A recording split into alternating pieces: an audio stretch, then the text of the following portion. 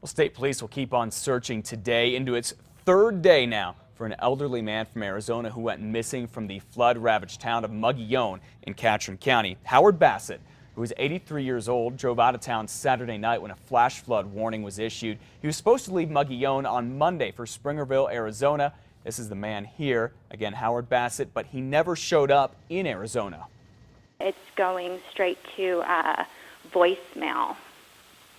So we're not sure if he ever turned the phone on or if the phone was dead. State police started a ground search yesterday for Howard Bassett, but it's been hampered by blocked streets and roads have been washed away. Yesterday, the search by air for his truck. It's a copper-colored Chevy Colorado pickup truck. Right now, both roads in and out of Mogollon are closed because of all the flooding and the mudslides. Well, people were finally allowed back into the town of Lakewood after being evacuated earlier this week, but they realized it was too dangerous to stick around for too long. Most RVs were covered in mud. Take a look at this. Some of them trapped in 4 feet of water. For now, about 15 people are living at the Eddy County Fairgrounds. Others have gone to other lakes nearby. It could be another 2 weeks before it is safe for all of them to go back to Lakewood.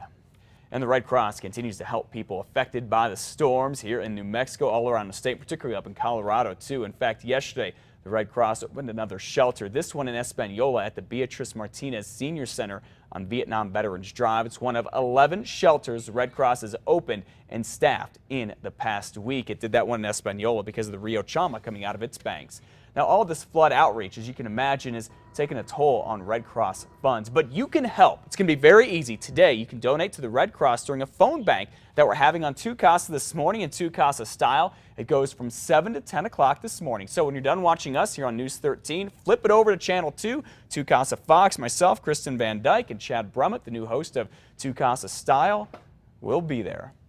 At 5:34, word from the Corrections Department this morning is that New Mexicans are responding to their water drive. It's where inmates are collecting water to help the flooded communities where people have no safe running water. Nearly 500 cases of water have been donated so far. 300 of them came from Silver City, Las Cruces, and Socorro. You can donate water through tomorrow. Drop it off at any probation and parole office. FEMA workers still here in New Mexico trying to put a price tag on all the flood damage, and I tell you, it's going to be costly. Just in Los Alamos County, cleaning up washed out roads, a debris-filled reservoir and canyon could cost nearly $5 million. That's just one county. Socorro County estimates its cleanup costs will be in excess of $800 grand, much for the still flooded Bernardo area.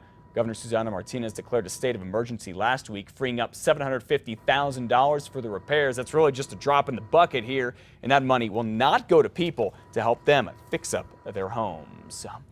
Is it a case of double dipping the taxpayer? Some critics argue Sheriff Dan Houston's use of non-county attorneys might very well be. Bernalillo County has an office of 8 full-time lawyers who are paid to provide legal services to every department in the county. On special assignment last night, we discovered the sheriff decided to go a different route. Since taking office nearly 3 years ago, Sheriff Houston has spent about $198,000 on non-county attorneys. Sheriff Houston says the county attorneys are not always available when the sheriff's office needs legal advice, but he assures taxpayers that legal bills are worth it.